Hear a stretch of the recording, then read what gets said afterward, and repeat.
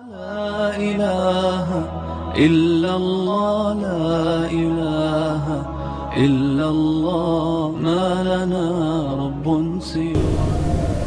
Minimal musafir itu berapa?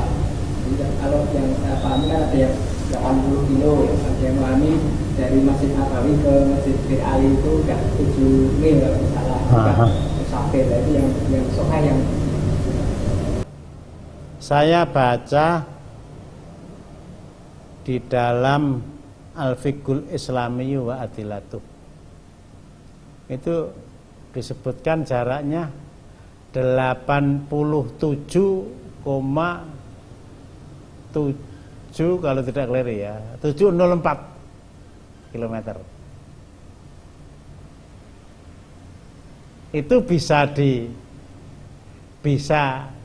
difahami tidak secara matematis. Artinya seandainya tidak sampai 87, cuma 85, nggak sampai 85, tapi cuma 84, itu nggak ada masalah. Sehingga kalau ukuran kota antara Makkah ke barat ke Jeddah itu sekitar 80. Ke tenggara antara Makkah ke Taif sekitar 80 kurang, 75 sekian. Antara Mekah ke Aswan ke utara jaraknya juga sekian. Itu diperbolehkan untuk apa namanya? Untuk safar.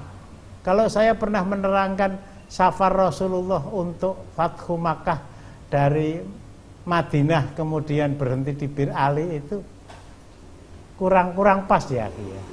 Yang benar itu di sebuah kota namanya Katid, di sebuah tempat namanya Katid. Itu lebih dari 7 kilo. Tapi seandainya itu terjadi nggak ada masalah.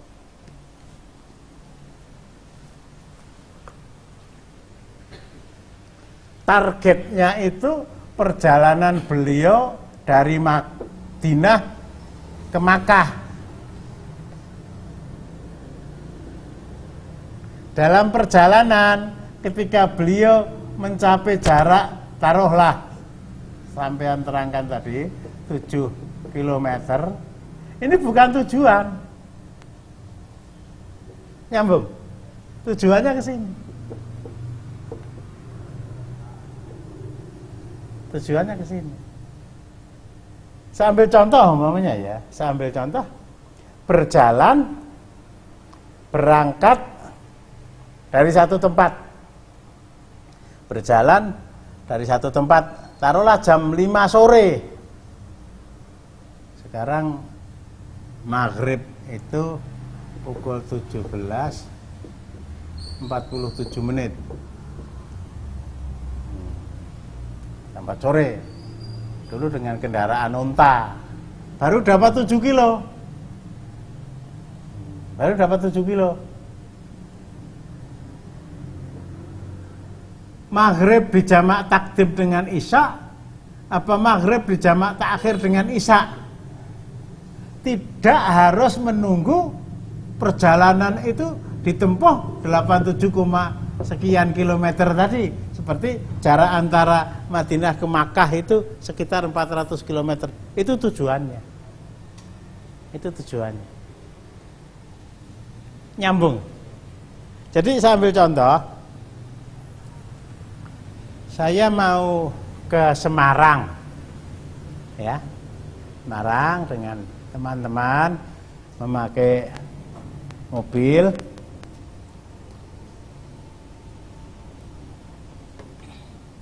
Berangkat taruhlah pukul 11 siang. 11 siang. Zuhur hari ini pukul 11:31 menit. Pukul 11:31 menit. Mungkin saya sampai di Boyolali atau sampai di masjid sebelah utara terminal, masjid namanya Masjid Bani Adam itu ya.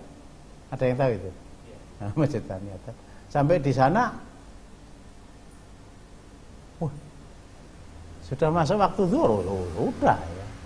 Kita mampir ke sana. Padahal jarak antara Mendungan ke Boyolali itu belum sampai 20 kilo. Tapi tujuan saya bukan ke Masjid Bani Adam itu, tujuan saya ke ke Semarang, silahkan.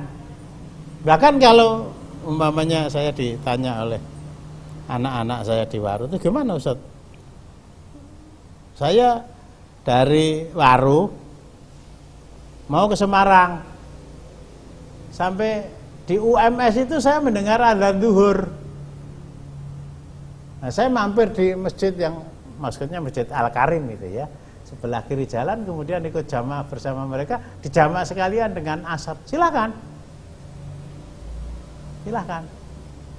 Justru yang tidak benar, dan itu masih kadang-kadang terjadi, saya mau ke Surabaya. Kapan? Nanti jam 12:30 siang, pada zuhur. Saya ikut jamaah zuhur di masjid, sekalian jamaah dengan asar. Kamu belum pergi itu. Masih mukim. Saya pernah negor, mengingatkan, terpulang kepada orang yang saya ingatkan tadi. Kamu tadi salat apa? Saya mau ke Surabaya, Ustaz. Mau ke Surabaya. Nah, saya jamak. Lah, jamak itu diperbolehkan oleh Allah tadi ya, jamak mator tadi diperbolehkan oleh syariah.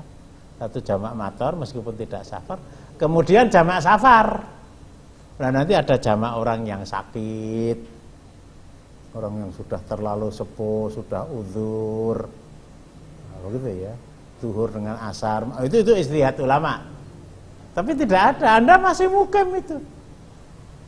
Ya tapi saya mau safar. Ya mau, tapi kan belum. Enggak tekan ngomah peteng loro lah itu. Lunga terus. Ini maaf ya, masih ada yang melakukan hal seperti itu. Maunya ke Surabaya nanti ba'da zuhur, atau maunya ke Surabaya ba'da maghrib sholat maghrib dijamak dengan isya. Anda masih mukim, Anda belum safar, belum diperbolehkan untuk jamak. Demikian. Nah, bahwa akhirnya ada yang berpendapat, lah sudah itu pating celumet itu ya. Pating celumet. Sudah pokoknya kalau kita sudah keluar kota sudah boleh. Walah. Lah saya itu engklek 50 meter ke utara itu sudah masuk kota Madya itu. Tempat saya itu Mendungan Sukoharjo. Pertigaan itu. Jalan itu sudah jalannya kota Madya itu. Di sebelah jalan ada masjid namanya Baitul Makmur. Tak keluar kota dari Surabaya, dari Sukoharjo ke kota Madya. Salat di Baitul Makmur sana maghrib kok dijamak karo ngasar. Dasar yang dipakai itu tadi. Rasulullah baru 7 mil sudah dijamak. Iya, tapi tujuannya bukan ke sana. Saya di Pasar Klewer dulu sering melihat, tak titeni gitu loh. Tak titeni. Jadi kalau sudah sholat zuhur, nggak wiridan terus berdiri sholat 4 rakaat. Sholat 4 rakaat. Ya kalau seandainya dia mau melaksanakan ba'diyah zuhur 4 rakaat, tidak mungkin kalau dia laksanakan dengan 1 salam, mesti 2 rakaat, mesti 2 rakaat lagi. Oh, orang ini ngaji di satu tempat lah gitu. Padahal rumahnya cuma Manang gitu. Mudeng Manang itu. Manang. Dekat Ngendan, belum sampai Gawok itu. Ya itu tadi kalau alasannya luar kota, saya engklek terus jamaah nek kono saben dina wis. Orang iki Pak mana ora tahu salat ngasar, ora tahu salat ngisa lah. Kalau ke sana maghrib jamak dengan isya, zuhur jamak dengan asar. Ya paling tidak saya tidak harus memastikan, tetapi untuk masalah fikih siapa sih yang lebih ahli dan lebih paham, begitu ya, dibandingkan dengan a'immatul arba'ah, Imam Abu Hanifah, Imam Malik, Imam Muhammad bin Idris As-Syafi'i dan Imam Ahmad. Kita ikuti mereka. Daripada pendapat-pendapat yang maaf ya pating ceromet dan tidak punya dasarnya cuma logika tadi. Begitu. Kalau batasnya apa? Batas waktunya, kalau saya ke Semarang, di sana nginap 5 hari, nah di sana itu sudah dianggap nggak safar atau gimana? Ada yang berpendapat 4 hari ukurannya Rasulullah. Jadi mamanya ya 4 hari pun juga ditolerir. Hari pertama 4 hari, hari pertama kedatangan pertama itu tetap dianggap safar karena masih terwarnai kesibukan safar. Dan hari keberangkatan, taruhlah ya, saya ke jangan Semarang lah, biar lebih jauh, ke Ujung Pandang, udah nggak ada Ujung Pandang ya, ke Makassar. Saya sampai di sana jam 10 pagi pakai pesawat Lion dari Adi Sucipto. Jam 10 pagi saya sudah sampai di sana, sudah sampai di tempat. Hari itu, taruhlah saya berangkat dari Kamis, Pak Rasulullah. Hari itu, meskipun saya datang jam 10 dan sudah sampai di tempat sebelum zuhur, saya diperbolehkan untuk menjamak zuhur dengan asar sebagai musafir. Jadi jamak qashar. Karena kondisi safar masih apa namanya? Masih kental pada diri saya. Nah, kemudian 4 hari itu dihitung Jumat, Sabtu, Ahad, Senin. Jumat, Sabtu, Ahad, Senin 4 hari. Selasa saya kembali. Kapan? Pesawatnya jam 3 sore. Pesawatnya jam 3 sore. Saya masih tinggal di Ujung Pandang hari kelima itu. Karena kondisi safar sudah kental dan akrab dengan hari Selasa saya, kemurungsung saya dan seterusnya. Pendapat itu mengatakan boleh meskipun Anda belum berangkat dan itu hari kelima untuk menjamak antara zuhur dan bagaimana maghrib dan isya sudah masuk hari Rabu. Tapi riwayat Sa'ad bin Abi Waqqas, enggak main-main ini ya, al-asyrah al-mubasysyaruna bil jannah. Diterangkan ketika beliau berada di Cina selama kalau tidak keliru 18 bulan. Itu senantiasa menjamak sholat beliau dan tidak pernah merasa bahwa beliau itu seorang mukimin. Ya, saya memahami mobilitas beliau datang ke Cina untuk berdakwah itu sangat adat. Taruhlah kita di Jakarta ya, Jakarta namanya. Mungkin di Pulau Gadung 2 hari atau 3 hari, kemudian ke Cengkareng di sana, dan Mogot ya, jalan Jakarta Barat. Masih wilayah Jakarta itu sudah perjalanan dari satu sisi kemacetan sudah kayak itu, jarak tempat itu sudah di atas 87 km. Jadi ke Jakarta berapa hari? 10 hari. Jamak terus, iya. Ngapa? Di Pulau Gadung 3 hari, kemudian ke Priok 3 hari, kemudian ke Bogor 5 hari, kemudian. Nah, Sa'ad bin Abi Waqqas saya pahami jauh lebih sibuk daripada apa yang kita alami hari ini. 2 hari berdakwah di sini, 3 hari berdakwah sampai 1,5 tahun. Sampai 1,5 tahun. Ada ya, saya nggak sebut namanya ya, seorang ulama besar di Indonesia. Asalnya dari Aceh. Asalnya dari Aceh. Menjadi guru besar di IAIN Sunan Kalijogo waktu itu. Masih betul-betul menjadi sumber ilmu tanpa ada unsur-unsur politik yang berarti yang masuk ke kampus. Diisukan, saya juga tidak membuktikan, Tetapi diisukan beliau itu tidak pernah sholat 4 rakaat. Zuhur 2 rakaat dijamak dengan asar, maghrib 3 rakaat dijamak dengan isya. Alasan beliau, saya memang tinggal di Jogja, tapi saya masih merasa mempunyai keinginan untuk pulang ke negeri saya, Nangro Aceh Darussalam yang namanya sekarang seperti itu. Sehingga karena saya masih punya keinginan untuk pulang ke negeri saya, berarti sampai kapanpun, sampai berapa tahun pun, saya tetap dicatat sebagai musafir. Siapa yang mencatat? Ya tentu saja keinginan dia. Lah pendapat-pendapat begitu ya kita tinggalkan saja. Kita merujuk kepada pertanyaan berapa hari dan berapa jaraknya, itu mudah-mudahan lebih aman.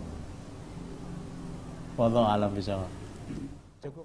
Nah, kalau orang itu rumahnya juga misalkan yang satu rumah di Purwokerto, yang di sana itu rumah orang tuanya. Terus sekarang sudah beli rumah sendiri di Solo. Nah, ketika pulang ke Purwokerto, apakah di sana sudah dikatakan safar? Ya, lah terpulang saja, terpulang kepada niatnya sendiri. Saya ke Purwokerto itu menjenguk orang tua saya yang di sana saya dilahirkan, atau saya meskipun saya sudah tinggal di Solo dan beli rumah di Solo, tapi KTP saya itu masih di sana. KTP saya itu masih di sana. Dulu ini Ali Satikin ini ya, saya antarkan dia ke rumahnya di Sambas. Itu saya tinggal di sana Sabtu, Ahad, Senin kan enggak keliru. Ya saya jamak. Tapi karena dia masih merasa sebagai orang Kalimantan gitu dulu itu. Karena dia masih merasa sebagai orang Kalimantan, saya pulang ke rumah orang tua saya itu pulang ke rumah saya. Di Solo itu saya meskipun sudah lebih dari 5 tahun, saya sebagai musafir. Nah, di sana dia nggak mau jamak. Begitu ya, Ali ya. Nah, ada lagi saya dijemput pengurus pengajian di Bantul sana. Bantul. Jemput ya, datang sudah sekitar jam 5:30 sudah datang itu ya. Acaranya jam 8 sampai zuhur. Ini perjalanan dari Solo ke Bantul itu belum sampai 80 itu ya, sekitar 79. Tapi kalau PP kan sudah menjadi 150 sekian. Lah zuhur itu saya jamak. Zuhur saya jamak. Nah saya cari teman nggak ada, dia saya awe. Enggak Ustaz, enggak nyambung saya. Oh iya ya. Rumah dia itu Bantul. Kalau dia sampai di Solo, dia jamak masuk akal seperti rumah saya Solo ngendi ya, Sopeng ya, Solo pinggir toh. Mendungan itu. Saya ke Bantul, saya musafir. Tapi ketika dia jemput saya ke Mendungan, kemudian kembali ke Bantul, kan ini di tanah kelahiran dia. Ya dia saya ajak untuk jamak nggak mau. Mengapa? Bantul ini tanah air saya, bahwa saya safar dari Bantul ke Solo kembali lagi sudah hampir 160 kilo, tapi saya kembali ke tanah saya. Oh iya, pinter kamu, saya yang tidak nyambung. Setelah dalam perjalanan saya katakan begitu. Ya karena dia berkepentingan, sehingga dia merasa lebih mempunyai atensi kepada persoalan itu, sementara saya yang menganggap setiap musafir dengan saya ya kita jamak bersama-sama. Begitu. Jadi banyak ya, saya kenal orang tinggal di Colomadu itu sudah 25 tahun. Malang Jiwan, apa bedanya tuh Malang Jiwan dengan Colomadu? Bukan Colomadu, Malang Jiwan kata dia. Desanya ya. Sulamadu anunya itu kecamatannya. Nah terus ngomong-ngomong, saya memang tinggal di Malang Jiwan itu 25 kilo, tapi KTP saya masih KTP Solo. Masih KTP Solo. Itu banyak kita dapati begitu banyak. Dan entah ya, dulu Gamawan Fauzi kok ya ora mudeng itu. Nu titano nang si Cahyo Kumolo golek wong kaya ngono kuwi terus kok mungkin akan terkena sanksi itu. Wis 20 tahun ninggalkan. Loh, kok ya Pak RT-nya ya dimintai keterangan dulu mau ngurusi KTP segala sebelum ada ektp. Kok ya masih memperbolehkan ya. Ya itulah Indonesia gitu aja. Cukup? Nanti kalau ada yang keliru saya ini jawaban sebutan ya berani menjawab karena ada gambaran lah ya. Termasuk tadi masalah Baitilah, termasuk nanti masalah jamak mator, termasuk nanti saya ralat, saya luruskan lah kalau ada yang kurang benar. Jamak mator tadi masjidnya masih adzan enggak? Ya. Oh, adzan itu tetap. Adzannya dikumandangkan dalam rangka memberitahu ibu-ibu. Begitu. Bahwa waktu Isya sudah masuk. Bahwa waktu Isya sudah masuk. Nah, kemudian yang belum sempat untuk berjamaah, ya silakan ke masjid. Tapi nilai sholat jamaah Anda itu tidak sama dengan nilai sholat jamaah Isya yang dimulai dengan azan dan iqamah dalam keadaan tidak hujan. Dalam keadaan tidak hujan. Begitu, tetap dikumandangkan dalam rangka memberitahu waktu Isya sudah datang. Demikian. Muadzinnya sudah tetap enggak ke masjid lagi. Itu cewer no. Ya siapa saja lah ya. Muadzin adzan itu kan tidak harus. Adzan itu tidak harus orang tertentu. Kecuali orang tadi ditunjuk oleh Rasulullah, nggak ada orang yang berani disi Bilal. Tapi kondisi masjid kita kan, gitu.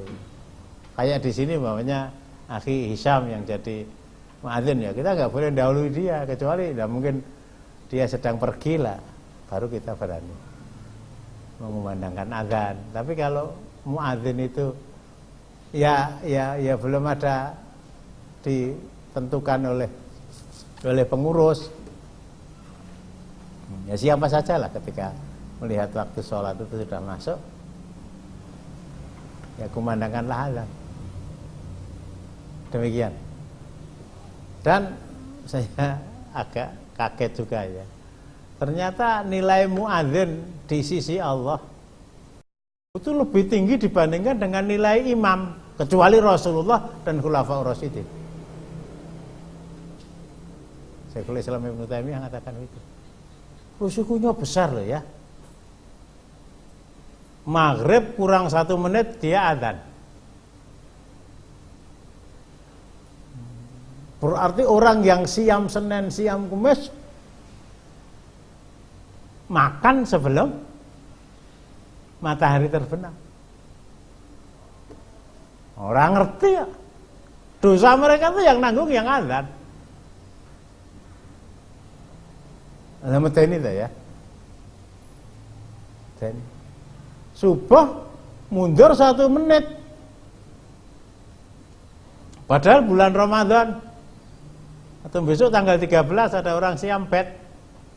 Sabtu, Ahad, Senin. Orang yang bangun gerabyakan, besok Ramadan cepet. Mundur 2 menit, mundur 3 menit.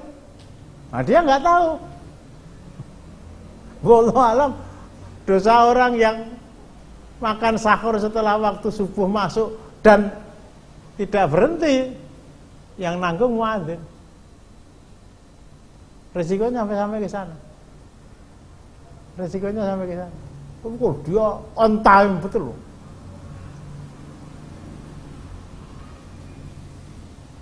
Nah, imam itu kan karena teko leha Kamati. Telat 10 menit. Usul aku susu jagong baradan wong lagi arep ruku urung rampung kamati ya hadiah.